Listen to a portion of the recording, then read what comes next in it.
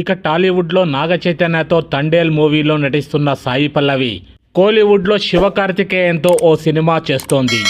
ఇక తనకిష్టమైన నచ్చిన పాత్రలను ఏరి కోరి ఎంచుకుంటూ న్యాచురల్ బ్యూటీగా తన మార్కు చూపిస్తున్న సాయి పల్లవి ఇప్పుడు బాలీవుడ్లో ఎంతో ప్రతిష్టాత్మకంగా తెరకెక్కుతున్న రామాయణంలో సీత పాత్రలో నటిస్తున్న విషయం తెలిసిందే.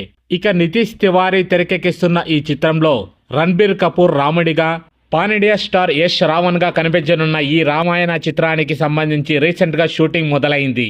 ఇక అసలు ఎలాంటి అప్డేట్స్ ఇవ్వకుండానే సినిమా షూటింగ్ ను సైలెంట్ గా మొదలు పెట్టారు.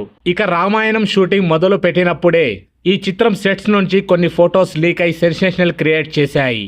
ఇక ఇప్పుడు మరోసారి రామాయణం బృందానికి షాకిస్తూ ఎవరో షూటింగ్ సెట్ లో రణబీర్ కపూర్, సాయి పల్లవి, సీతారాముల లుక్స్ ఫోటోలను లీక్ చేశారు.